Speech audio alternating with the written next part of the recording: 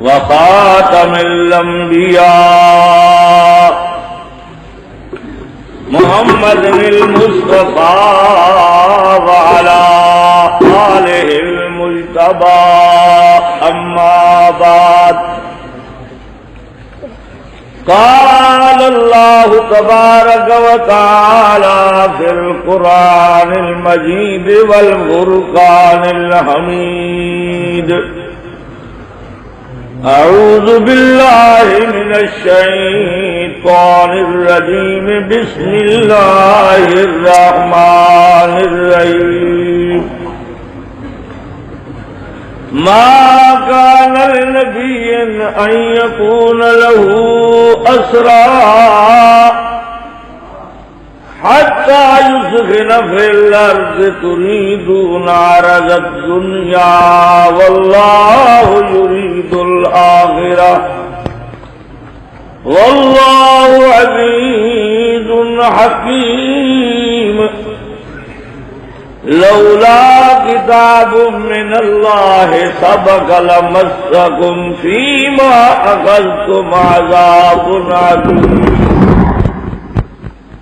فکلوا مما غنمتم حلالا طیبا واتقوا اللہ ان اللہ غفور رحیم صدق اللہ مولانا العظیم وصدق رسولہ النبی الکریم یا رب صل وسلم دائما ابدا علی حبیبک خیر الخلق کلہم هو الحبیب الذی ترجى شفاعته لكل حول من الأحوال مقتحم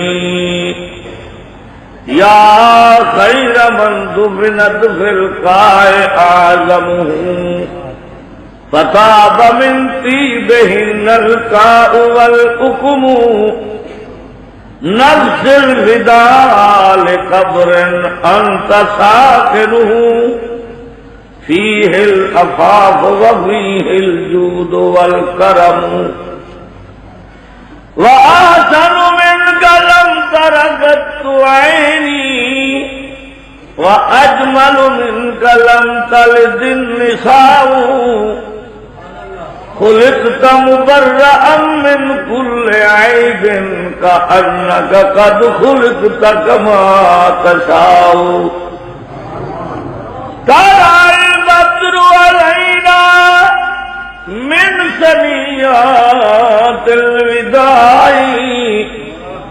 وجب الشكر علينا ما دعا لله داعي أيها المبعوث فينا بالأمر المطاع نحن الجوار من بني نجار یا حبذا محمد من جاری لنا شمس وللہ فاق شمسی لنا شمس وللہ فاق شمسی فشمسی خیر من شمس السماء اللہم صلی علی سیدنا و مولانا محمد وعلی آل سیدنا و مولانا محمد وبارک وسلم علیہ اب ذکر نہ چھیڑو مستی کا اب نام نہ لو پیمانے کا اب ذکر نہ چھیڑو مستی کا اب نام نہ لو پیمانے کا ساقی نہ رہا تو بادہ کشو سب لطف دیا میں کھانے کا دوستی نبھ نہ سکی شیشے کی پیمانے سے جب سے ہم لوگ نکالے گئے میں خانے سے رزم باہم کے لیے وقف ہے ارباب خرد، کوئی دیوانہ الجھتا نہیں دیوانے سے۔ صاحب صدر گرامی قدر معزز حاضرین دوستوں بزرگوں بھائی آرام سے بیٹھ گئے۔ آج میں بہت لیٹ پہنچا کہ کالج کے لڑکوں نے آگ لگائی ہوئی تھی راول پنڈی میں کچھ کھانے وغیرہ کو، اور بڑا شور لڑائی ہوئی تو ٹریفک 3 گھنٹے تک رکی رہی، تو بڑی دیر سے پہنچا معذرت صاحب، الحمدللہ تقریر کے ٹائم میں پہنچ گئے۔ سردار دو عالم حضرت محمد کریم صلی اللہ علیہ وسلم کی سیرت کے جلد سے ہمیشہ پشاور میں بڑے زور شور سے ہوا کرتے ہیں۔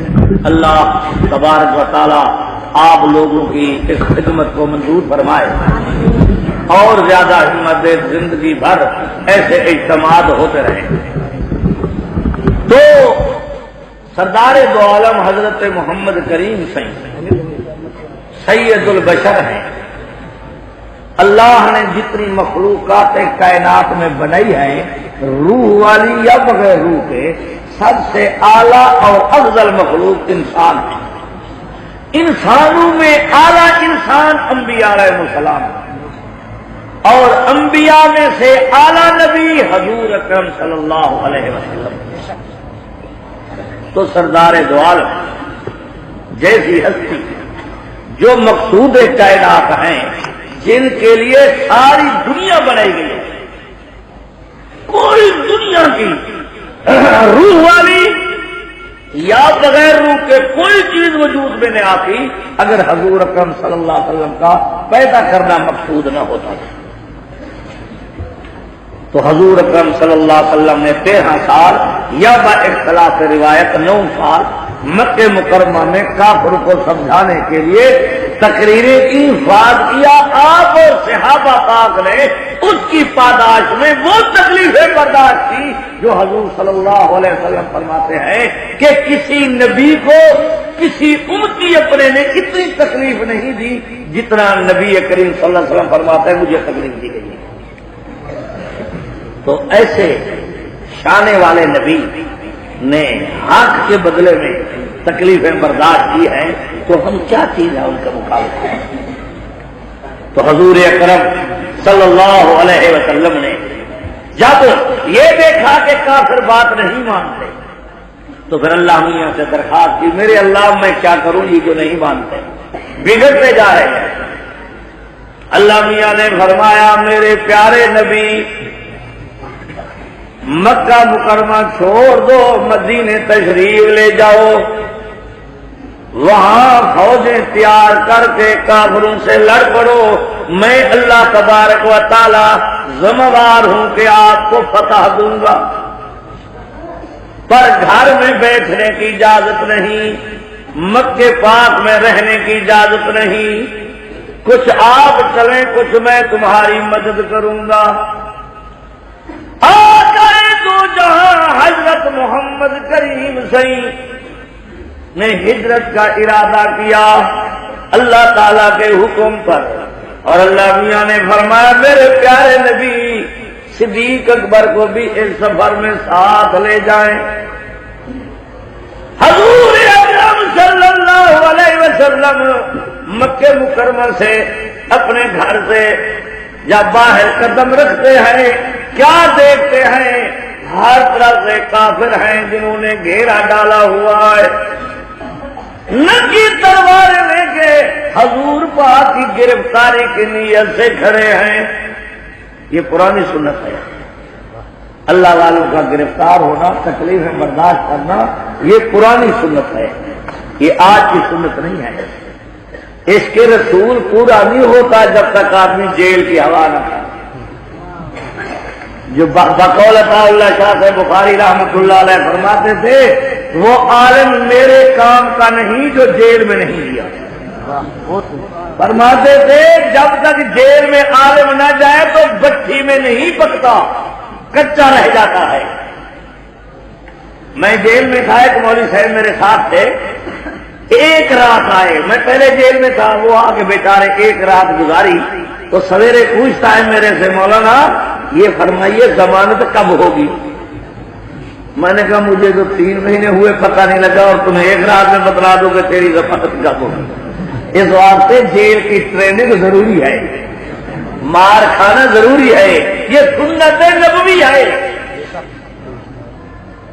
تو حضور اکرم صلی اللہ علیہ وسلم نے دیکھا ہر طرف سے کافر ننگی تلواریں لے کے کھڑے ہیں، اس لالچ میں، انعام کی لالچ میں کہ ابو جہل خوش ہوگا ہم حضور پاک کو گرفتار کریں گے۔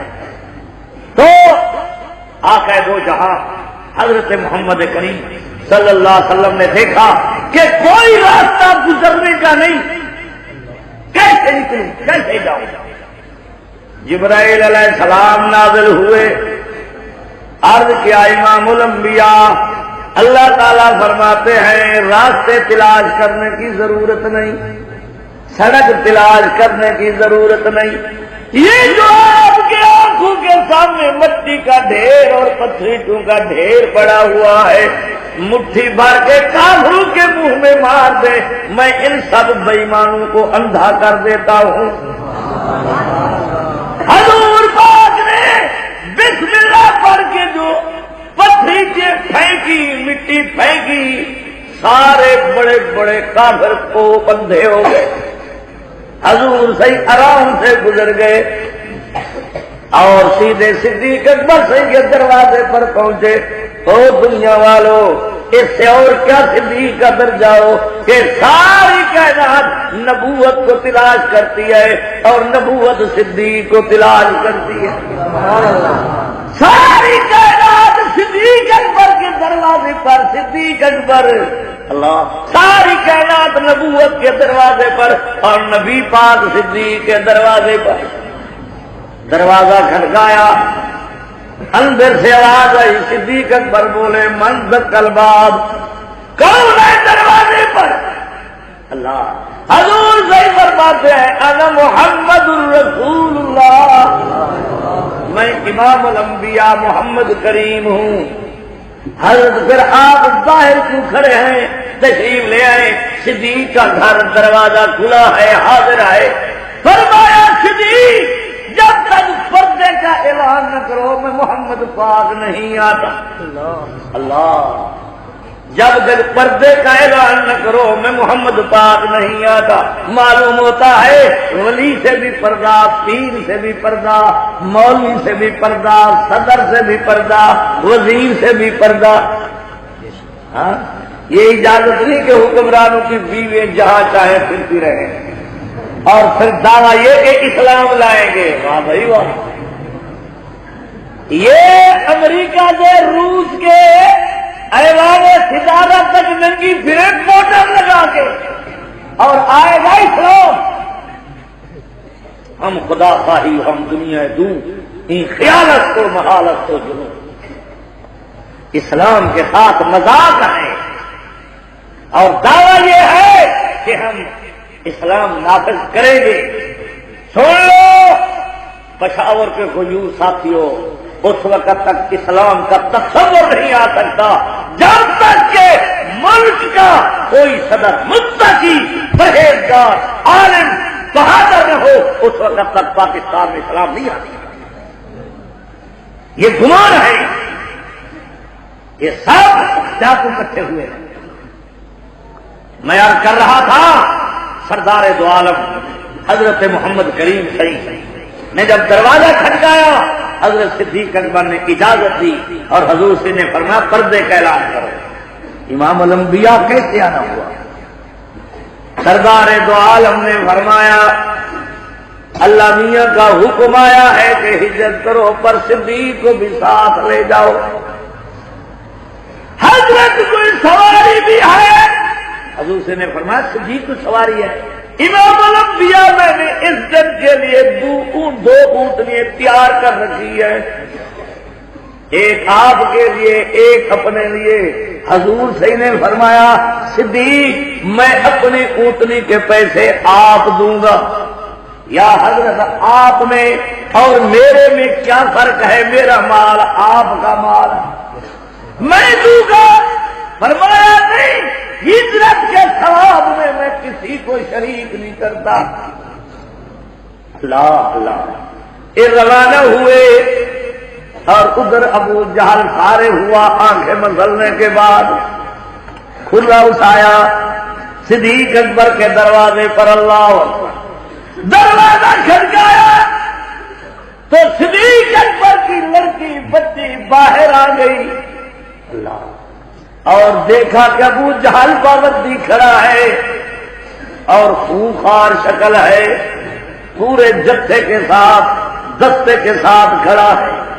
تو فرمایا اس بچی نے، او ابو جہل بتلاؤ کیا کم ہے، کیوں آیا ہے، کیا نیت ہے؟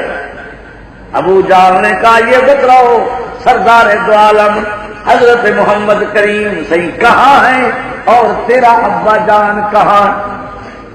حیا والی بچی کہتے ابو جہل میری بات سنو، میں نے آقا کا چہرہ انور دیکھا ہے اور ایمان اس کا تقاضا یہ ہے کہ میری جان نکل جائے، مجھے ٹکڑے ٹکڑے کر دو۔ مجھے علم ہے جہاں نبی پاک صلی اللہ علیہ وسلم ہے، پر میں بتلاتی نہیں ہوں۔ اللہ، ابو جہل بے ایمان نے غصے میں آ کے تھپڑ مارا، معصوم بچی گر گئی، آنکھوں سے، چہرے سے، ناک سے، منہ سے خون، سارا بدن خون میں لت پت، بے ہوشی سے جب فارغ ہوئی ہوش میں آئی، کہتے ابو جہل یہ تو تو نے ایک تھپڑ مارا ہے، اللہ کی قسم اگر مجھے کیما کر کے فضا میں اڑا دو میں پھر بھی کملی والے کا پتہ نہیں بتلاؤں گی۔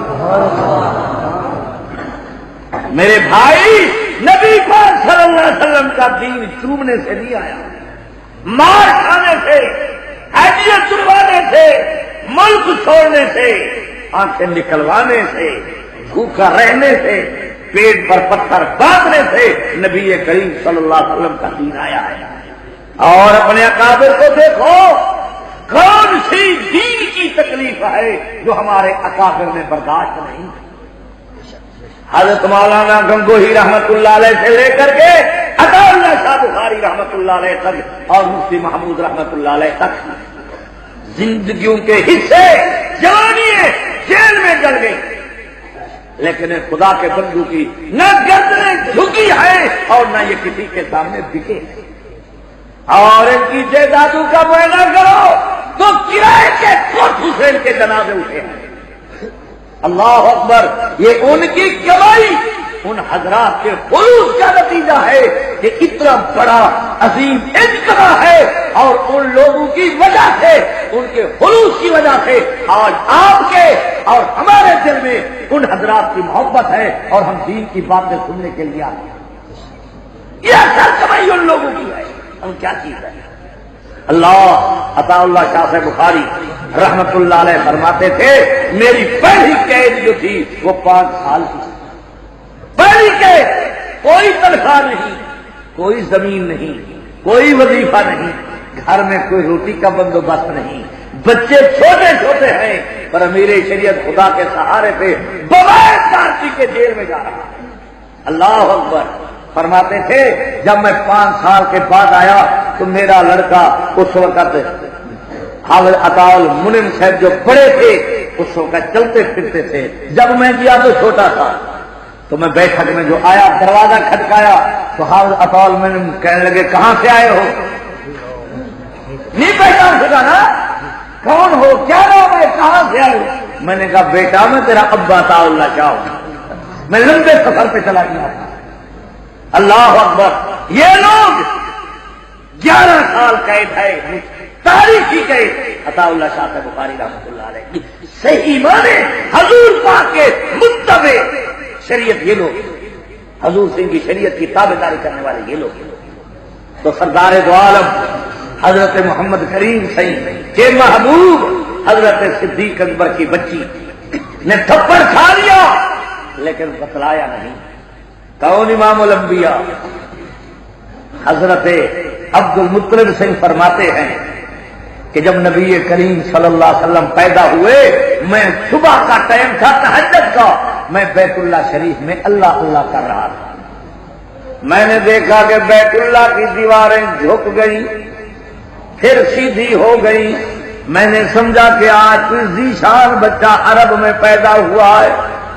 میں جو جھالایا کہ سردار دو عالم حضرت محمد کریم سے پیدا ہو چکے تھے، پر جس کمرے میں تشریف فرما تھے سارا کمرہ منور اور روشن تھا. اللہ زمین سے لے کر کے آسمان تک نور کی لاٹیں تھی، روشنائی تھی، حسن ٹپکتا تھا. فرمایا سردار دو عالم حضرت محمد کریم صلی اللہ علیہ وسلم. اللہ ابو جب خدیجۃ الکبریٰ نے خواب دیکھا تو خواب میں یہ دیکھا کہ 14ویں رات کا چاند ہے اور وہ اترا ہے میری گود میں. خدیجۃ الکبریٰ نے یہ خواب دیکھا 14ویں رات کا چاند میری گود میں اترا ہے. اس نے مدینہ منورہ کو روشن کیا اور پھر وہ مکے میں چاند چلا گیا، پھر مکہ مکرمہ کو روشن کیا اور مکہ مکرمہ میں مدینے چلا گیا، مدینے پاک کے اطراف کو روشن کیا، پھر مدینے پاک میں دفن ہو گیا. تو ورقہ ابن نوفل جو چچا زاد بھائی تھا خدیجۃ الکبریٰ کا، ان کے پاس آ کے یہ خواب بتلایا خدیجۃ الکبریٰ نے. تو فرمایا ورقہ نے بیس لیتے ہوئے تھے اٹھ بیٹھے، کہا قدوس قدوس قدوس. میں اللہ کی پاکی بیان کرتا ہوں، اللہ کی پاکی بیان کرتا ہوں، اللہ کی پاکی بیان کرتا ہوں. خدیجہ مبارک ہو، 14ویں رات کے چاند سے مراد سردار دو عالم خاتم النبیین ہیں، محمد کریم صحیح ہیں، اور تیری گود کو روشن کیا. تیرے ساتھ سردار دو عالم کا نکاح ہو اور مکہ مکرمہ کو روشن کریں گے نبوت کی روشنائی کے ساتھ. پھر مدینہ منورہ جائیں گے، وہاں نبوت کی روشنائی پھیلائیں گے، پھر وہیں پر فوت ہو گئے دفن ہو جائیں گے. مدینہ طیبہ میں خبردار خدیجہ، کوئی بادشاہ بھی تمہیں نکاح کی دعوت دے تو نکاح نہیں کرنا، سردار دو عالم حضرت محمد کریم صحیح کا انتظار کرنا. خدیجہ الکبریٰ کہتی ہے کہ میں اس انتظار میں رہی کہ وہ نبوت کا سال کب قریب آتا ہے. عرب میں حضور صحیح کے نام کی شہرت ہونے لگی، شرافت کی، دیانت کی، امانت کی. ہر آدمی کی نظر حضور پاک پر ہو. بچپن سے خدیجۃ الکبریٰ کہتی ہے کہ جب نزدیک آ گیا وقت، کچھ جوانی سنبھلنے لگے سردار دو عالم حضرت محمد کریم صحیح، تو خدیجۃ الکبریٰ کہتی ہے کہ مال تجارت کے لیے میں نے خود پیشکش کی کہ باقی تو میرا مال لے جاتے ہیں، حصہ دیتے ہیں. میں نے ابو طالب کو کہا بھتیجے کو نہیں بھیجتے تجارت کے لیے، میں مال دوں اور حصے کی ضرورت بھی نہیں کہ متعین کروں. مجھے شک تھا، یقین نہ تھا کہ ہے نبی یہی، ان کی علامات، ان کی تعریف، ان کے آداب، ان کے خطرات بتلاتے ہیں کہ اور تمامی عرب کی نظر ادھر ہے.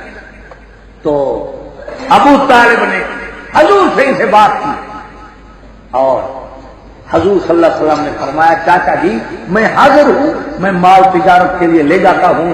تو خدیجۃ الکبریٰ نے اپنا غلام میسرہ ساتھ بھیج دیا حضور سے اور ان کو ہدایت کی کہ رستے میں جو جو واقعات ہیں نوٹ کرتے ہیں. کیا واقعات پیش آتے ہیں؟ میسرہ غلام ساتھ آئے، حضور سے ساتھ آئے، قافلہ لے جا رہے ہیں شام کے علاقے میں تجارت کے لیے.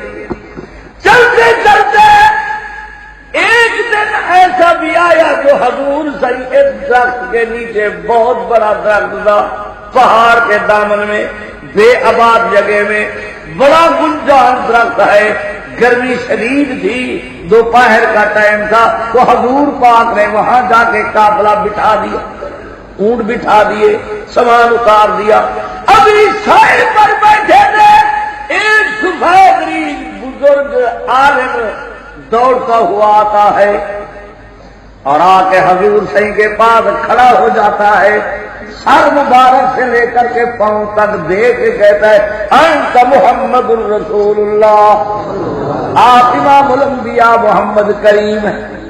جہاں نظر نہیں پڑی وہاں ہے رات آج تک، وہی سحر ہوئی جہاں جہاں گزر گیا، نفس نفس میں رحمتیں، قدم قدم پہ برکتیں، جدھر جدھر سے وہ شفیع آسیاں گزر گیا، وہ شاخ گل پر بلبلوں کی دھن تراشتے رہے، نشے منو پہ بجلیوں کا کارواں گزر گیا۔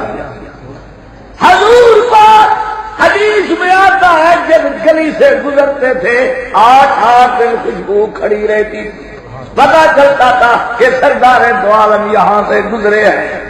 اور اماں صدیقہ فرماتی ہے میں نے حضور پاک کا پسینہ مبارک شیشی میں بند کر لیا، جب میں کہیں محفل میں جاتی تو حضور پاک کے پسینے کو خوشبو کے کئی مقام استعمال کرتی، تو سہیلیاں پوچھتی صدیقہ زندگی بھر ایسی خوشبو ہم نے نہیں دیکھی، یہ کہاں سے لائی ہو؟ تو میں کہتی تھی یہ دکانداروں عطاروں کے ہاں نہیں ملتی، یہ نبی پاک کے پسینے کی خوشبو ہے۔ سبحان اللہ اللہ۔ تو بھائی بات یہ ہے، حضرت صدیقہ رضی اللہ تعالیٰ عنہ فرماتی ہیں حضور پاک اندھیرے میں جو مسکراتے اور دانت چمکتے تو بجلی کی کیا طاقت ہے، وہ سارا کوٹھا مکان روشن ہو جاتا۔